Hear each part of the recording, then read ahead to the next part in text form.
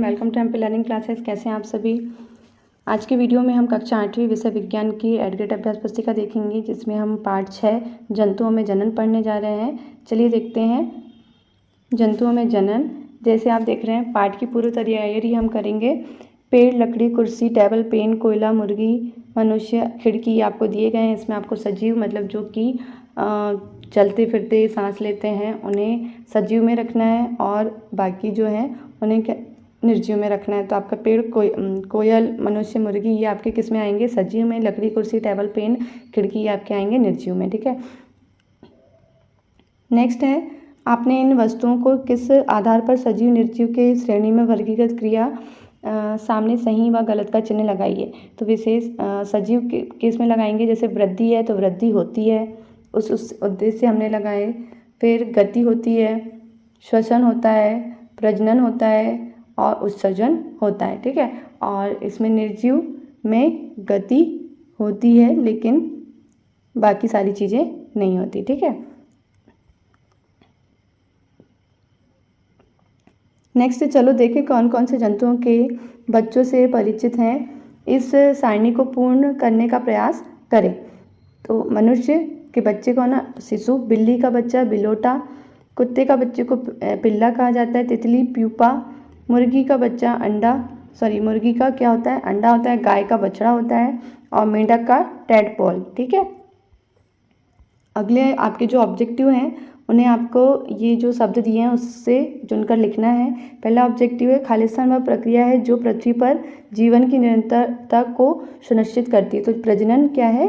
वह प्रक्रिया है जो जीवन की निरंतरता को सुनिश्चित करती है। नेक्स्ट है, युग्मकों के संलयन की प्रक्रिया क्या कहलाती है? निषेचन कहलाती है। इस प्रकार का जनन जिसमें नर तथा मादा युग्मक का संलयन होता है लैंगिक जनन कहलाता है। वे जंतु जो सीधे ही शिशु को जन्म देते हैं जरायुज जंतु कहलाते हैं।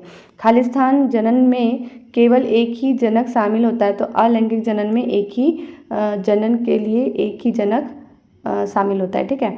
नेक्स्ट है, आपके विकल्प के रूप में प्रश्न दिए गए हैं। परखनली शिशु का विकास होता है तो मादा के शरीर में। ठीक है। नेक्स्ट चित्र में दर्शाए जंतु के जीवन चक्र के विभिन्न अवस्थाओं ABCD क्रमशः हैं। इसका देखेंगे हम। सबसे पहले क्या दिया है आपको? अंडा है, फिर आरंभी टैडपॉल है, बाद में टैडपॉल और फिर वयस्क दिया है। ठीक है। तो ये आपको मेंढक का दिया गया है चित्र, जिसमें आपको बताना है कि पहला क्या है? अंडा, दूसरा आरंभी टैडपॉल, तीसरा है बाद का टैडपॉल और फिर वयस्क मेंढक। ठीक है। नेक्स्ट क्वेश्चन है, एक किसान अदरक की खेती करना चाहता है, वह परिवर्धन की कौन सी विधि का उपयोग में लाएगा? तो कायिक प्रवर्धन की विधि उपयोग में लाएगा। ठीक है। मेंढक के जीवन चक्र की अवस्था टैडपॉल के कायांतर के लिए कौन सा तत्व पानी में उपलब्ध होना चाहिए? तो पानी में कौन सा होना चाहिए? आयोडीन उपलब्ध होना चाहिए।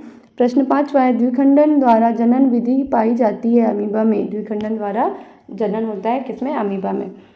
नेक्स्ट है, IVF का पूरा नाम। IVF का नाम क्या है? इन विट्रो निषेचन।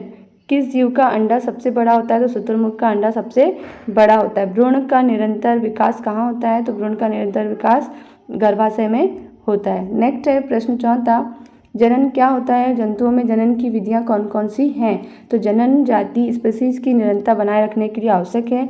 जंतुओं में जनन की विधियां लैंगिक जनन और अलैंगिक जनन हैं। प्रश्न 5वां है, आंतरिक निषेचन तथा बाह्य निषेचन में अंतर बताते हुए उनके उदाहरण दीजिए। तो आंतरिक निषेचन वह निषेचन जो मादा के शरीर के अंदर होता है, आंतरिक निषेचन कहलाता है। उदाहरण मनुष्य, गाय, कुत्ते आदि।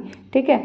नेक्स्ट है, बाह्य निषेचन वह निषेचन जिसमें नर तथा मादा युग्मक का संलयन मादा के शरीर के बाहर होता है, वो क्या कहलाता है? बाह्य निषेचन कहलाता है। उदाहरण मछली, स्टारफिश आदि। नेक्स्ट है प्रश्न 6वां, मानव शुक्राणु तथा अंडाणु का नामांकित चित्र बनाना है। तो ये आपको पुस्तक में दिया गया है, आप नामांकित चित्र बना सकते हैं। प्रश्न 7वां है, मछली तथा मेंढक एक साथ सैकड़ों अंडे देते हैं जबकि मुर्गी एक समय में एक ही अंडा देती है, क्यों? तो मछली और मेंढक में बाह्य निषेचन होता है और ये अपने शरीर से बाहर सैकड़ों अंडे देते हैं जो जल, वायु व वर्षा से प्रभावित होते हैं, और उन अंडों में से कुछ ही अंडे निषेचित होते हैं, जबकि मुर्गी में आंतरिक निषेचन होता है और निषेचन दर उच्च होती है। ठीक है। अगला प्रश्न है प्रश्न 8वां, लैंगिक जनन तथा अलैंगिक जनन में क्या अंतर है, उदाहरण दीजिए। तो लैंगिक जनन में नर तथा मादा युग्मक का संलयन होता है, उदाहरण मनुष्य। अलैंगिक जनन में केवल एक ही जनक नए जीव को जन्म देता है, जैसे हाइड्रा, अमीबा। ठीक है, अगला प्रश्न है 9वां, जरायुज जंतु तथा अंड प्रजक जंतु के उदाहरण देकर अंतर स्पष्ट कीजिए। तो जरायुज जंतु तथा अंड प्रजक जंतुओं में अंतर हो जाएंगे। वह जंतु जो सीधे ही शिशु को जन्म देते हैं जरायुज जंतु कहलाते हैं। वे जंतु जो अंडे देते हैं अंड प्रजक जंतु कहलाते हैं। जरायुज जंतु के उदाहरण गाय, घोड़ा, हाथी, गधा, बंदर आदि हैं।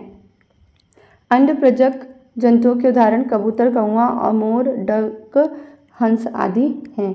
हाइड्रा में मुकुलन आपको समझाना है। हाइड्रा में भी एक एकल जनक से निकलने वाले ऊर्ध्वक से नए जीव का विकास होता है। इस प्रकार के जनन को जिसमें केवल एक ही जनक नए जीव को जन्म देता है अलैंगिक जनन कहलाता है।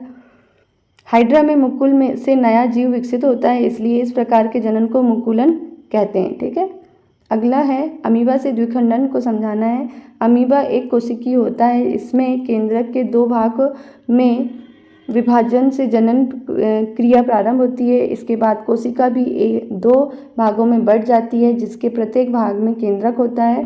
परिणाम स्वरूप एक जनक से 2 अमीबा बनते हैं। इस प्रकार के अलैंगिक जनक को, जिसमें जीव विभाजित होकर 2 संतति उत्पन्न करता है, द्विखंडन कहलाता है। प्रोजेक्ट कार्य है, आपको अपने आसपास के कम से कम 10 जंतुओं का अवलोकन करिए तथा उनको जरायुज तथा अंड प्रजक जंतुओं में वर्गीकृत कीजिए।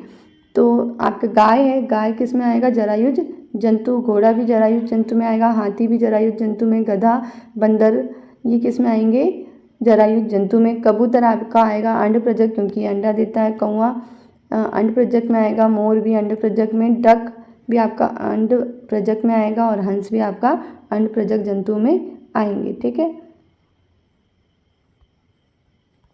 अगला है 2 नंबर का, हाइड्रा में मुकुलन तथा अमीबा में द्विखंडन के चित्र को ड्राइंग शीट पर बनाकर कक्षा में प्रदर्शित करें। ठीक है, प्रोजेक्ट कार्य 2 है, एक गुलाब की कलम को गुलाब के पौधे में से पर्व संधि से काट कर एक अन्य गमले में मिट्टी में दबाकर लगाइए। उसकी प्रतिदिन देखभाल करते हुए उसके अपने अवलोकन के आधार पर निम्न तालिका को पूर्ण करें। तो जैसे आपको दिवस दिए गए हैं यहाँ पर दिवसों की संख्या, तो 5 दिवस में क्या आप देखेंगे, उसमें जड़ एवं शाखा। फिर 15 दिवस में पत्तियाँ खिल उठेंगी और 30 दिवस में फूल खिलना प्रारंभ हो जाएंगे गुलाब के पेड़ में। ठीक है, तो इस प्रकार हमारा आज अध्याय 6 कंप्लीट होता है। आपको क्वेश्चंस के आंसर कैसे लगे प्लीज़ कमेंट बॉक्स में बताइए और वीडियो को लाइक करना, चैनल को सब्सक्राइब करना ना भूलें। मिलते हैं नेक्स्ट वीडियो में। Thanks for watching.